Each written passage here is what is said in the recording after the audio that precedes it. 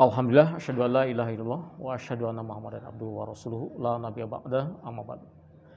Para santri sekalian, kelas 10 Muallimin, mari kita lanjutkan kembali pelajaran hari ini terkait dengan mata pelajaran Masail Fikih.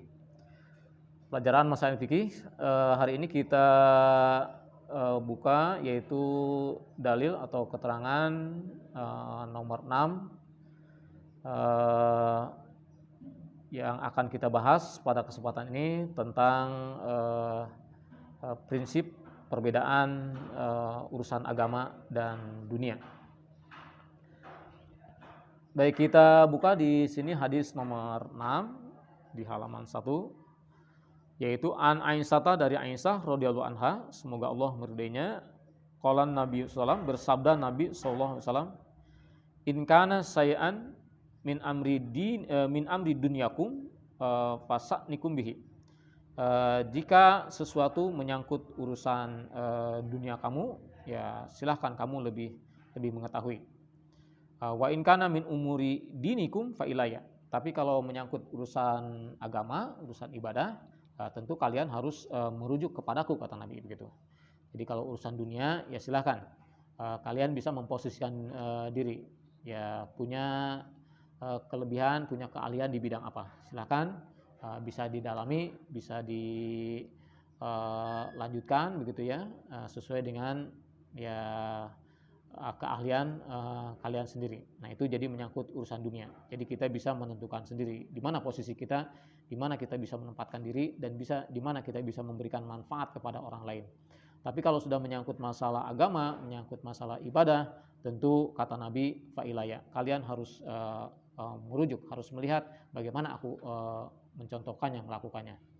Nah, jadi urusan agama yaitu la ilaha masai, jangan merujuk kepada guru gitu ya, jangan karena kata guru, atau mazahib, atau karena mazhab, awil mawadi, atau karena tempat gitu, atau rabitul jinsiyah, atau karena ya keinginan pribadi, awil akli, atau juga bukan berdasarkan akal ibadah itu ya, syariat itu, au su'ur, atau bukan berdasarkan perasaan, awil adat, atau juga bukan berdasarkan adat. Baik, itu menyangkut masalah agama. Jadi prinsipnya kalau dunia begitu ya, silahkan kata Nabi kalian bisa memposisikan sendiri di mana kalian akan beraktivitas, apa keahlian kalian, silahkan, asal jangan melanggar, jangan melakukan hal-hal yang dosa saja gitu ya. Nah, tapi kalau sudah menyangkut urusan agama, fa ilayya. Baik, selanjutnya keterangan nomor 7. Keterangan nomor 7 di sini tentang ibadah. Gitu ya. Karena tadi Nabi sudah menyinggung masalah agama, dan masalah agama itu di dalamnya tentu sangat terkait sekali tentang ibadah. Baik, kalau kita berbicara tentang ibadah, ini ada beberapa definisi yang diungkap oleh para ulama. Para ulama mengungkap definisi ibadah itu, yang pertama adalah al-ibadatu hiya taqarrubu ilallahi ta'ala. Yang disebut ibadah itu adalah hiya taqarrub, yaitu mendekatkan diri ilallah ta'ala, kepada Allah ta'ala. Bimtisali awamirihi, dengan melaksanakan perintah-perintahnya, perintah-perintah Allah, wajtinabi nawahi, dan menjauhi larangan-larangannya, wal amali bima uzina bihi syari', dan melakukan sebuah amal sesuai dengan yang diizinkan oleh syar'i, gitu ya. Jadi beramal sesuai dengan syar'i. Baik, itu ya definisi ibadah yang pertama ya. Jadi ya mendekatkan diri kepada Allah dengan cara melaksanakan perintahnya dan menjauhi larangannya, dan juga melakukan kegiatan, melakukan amal baik ya sesuai dengan yang disyariatkan atau sesuai syar'i. Kemudian ada juga definisi ibadah yang mengungkapkan wakila, ada juga definisi lain, yaitu al-ibadatu, ibadah itu hiya ta'atullah, yaitu taat kepada Allah, bimtisali ma amarallahu bihi, dengan melaksanakan apa yang Allah perintahkannya, ala al-sinati rasul, melalui lisan rasul, para rasul gitu. Nah, Nah, jadi ibadah itu taat kepada Allah dengan cara melaksanakan perintah-perintahnya, yaitu melaksanakan perintah-perintahnya itu yaitu sesuai yang diterangkan, sesuai yang disampaikan oleh para rasul. Wakila, kemudian ada juga definisi yang lain, al ibadatu ismun jami'un likuli ma yuhibbuhullah wa yardoh. Ada juga definisi berikutnya bahwa ibadah itu adalah nama keseluruhan sesuatu yang bisa mendatangkan kecintaan Allah dan keridhoannya. Minal akwal, baik itu berupa perkataan, wal amal, atau juga berupa tindakan-tindakan, berupa amal-amal, az-zahirah wa batinah, baik yang nampak ataupun yang tersembunyi. Nah, itu definisi, masih definisi tentang ibadah. Kemudian selanjutnya juga kaidah terkait dengan ibadah. Al aslu fil ibadati tauqif wal ittiba. Pada dasarnya atau asalnya dalam ibadah itu atau tauqif, yaitu menahan diri, wal ittiba, dan mengikuti, begitu ya. Jadi asal ibadah itu menahan diri, jangan dulu dilakukan, begitu. Jadi kalau sudah berbicara masalah ibadah, oh ini ibadah, gitu ya. Ini sunnah, ini wajib, misalkan begitu ya. Nah, jangan tauqif, tahan dulu, gitu ya. Kecuali nanti ada dalil yang menerangkan, gitu. Nanti kalau sudah ada dalil menerangkan, itiba, tinggal mengikuti, tinggal itiba, gitu ya. Tinggal mengikuti, tinggal menjalankan. Wa ibaratu ukhra, atau juga dalam kaidah yang lainnya disebutkan al aslu fil ibadati butlan.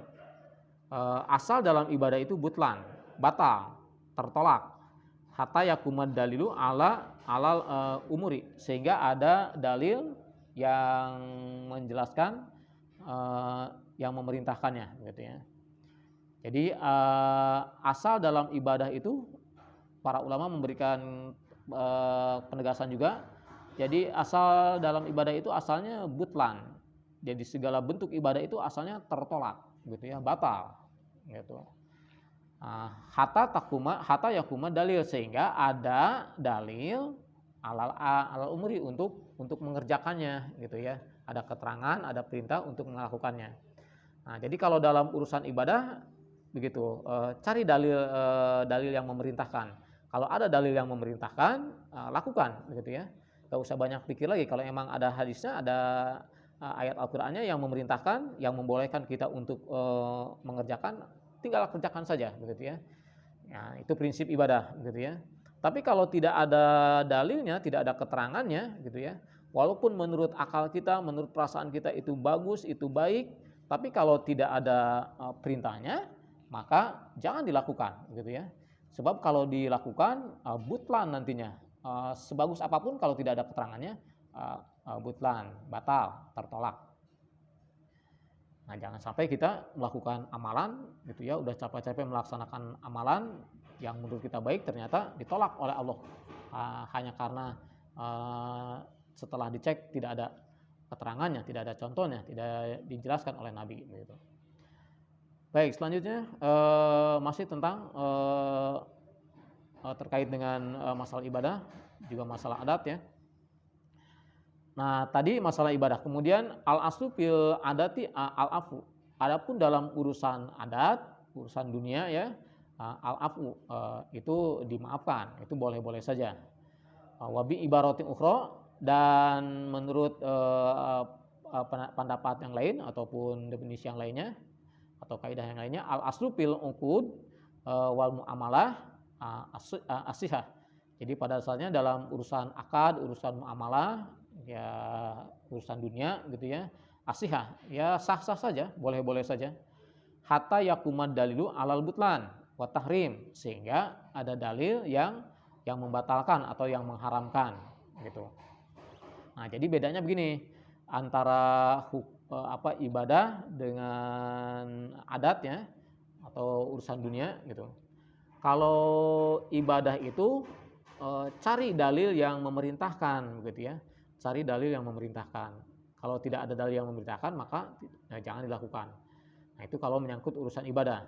Tapi kalau menyangkut urusan adat, menyangkut urusan dunia, maka cari dalil yang melarangnya gitu ya.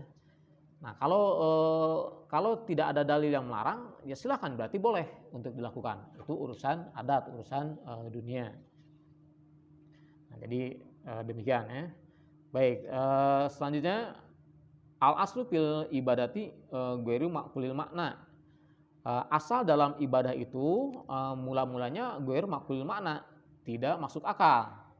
Wafil adat, adapun kalau berbicara masalah adat gitu ya, masalah adat makulul makna. Kalau adat itu asalnya masuk akal begitu.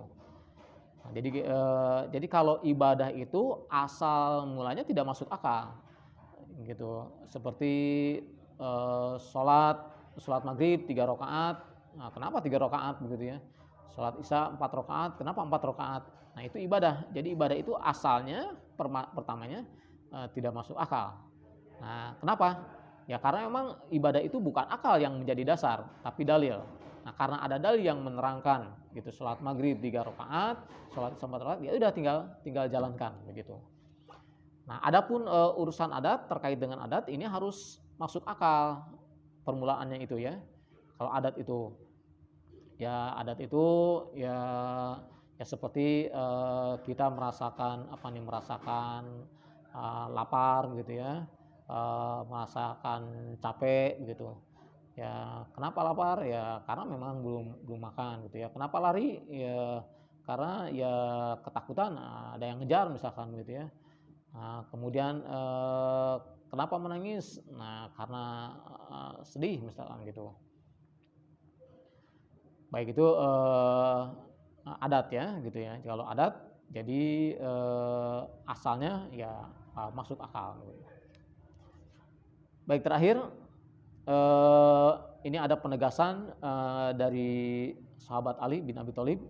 Jadi Ali ingin menegaskan terkait dengan masalah ibadah itu, beliau ingin menegaskan bahwa ibadah itu memang benar-benar harus tadi sesuai apa yang disabdakan oleh Nabi, fa'ilaya, harus benar-benar berdasar bersumber merujuk kepada Nabi gitu ya. Tidak boleh berdasarkan yang lainnya. Akal sekalipun gitu ya, tidak bisa ikut campur dalam urusan ibadah. Baik para santri sekalian, nah itu jadi Ali ingin menegaskan. Jadi Ali pernah melihat Nabi berwudu gitu ya, pernah melihat Nabi berwudu menggunakan alas kaki, menggunakan sepatu gitu. Ketika Nabi berwudu, alas kakinya itu tidak dilepas gitu ya, tidak dilepas. Kemudian Nabi mengusap alas kakinya itu, ternyata yang diusap oleh Nabi bagian atasnya begitu. Bagian atas alas kaki itu, bagian sepatunya itu yang diusap bagian atasnya, tidak bagian bawahnya. Nah, kata Ali kalau menurut akal sebetulnya yang pantas diusap itu bagian bawahnya, karena bagian bawahnya yang kotor. Itu kalau menurut akal begitu ya, kalau menurut akal. Nah, tapi ternyata karena sekali lagi karena agama ini bukan berdasarkan akal, tapi agama itu berdasarkan contoh Rasul. Nah, Rasul mencontohkannya justru bagian atasnya yang diusap. Oleh karena itu, nah gitu, kita Ali memberikan pesan di situ, maksudnya ya oleh karena itu ikuti saja begitu ya apa yang dicontohkan oleh Rasul tadi. Walaupun akal kita sebetulnya gitu tidak menerima, tapi kalau contohnya seperti itu ya ikuti saja begitu. Baik para santri sekalian, demikian materi pelajaran Masail pada hari ini. Jadi pada dasarnya gitu ya, silahkan kalian bisa memposisikan diri dalam urusan dunia kalian gitu. Tapi untuk agama ya kalian tetap harus berusaha ya mencari rujukan apa yang dicontohkan, apa yang dianjurkan, diperintahkan oleh Rasulullah SAW. Terima kasih atas perhatiannya. Assalamualaikum warahmatullahi wabarakatuh.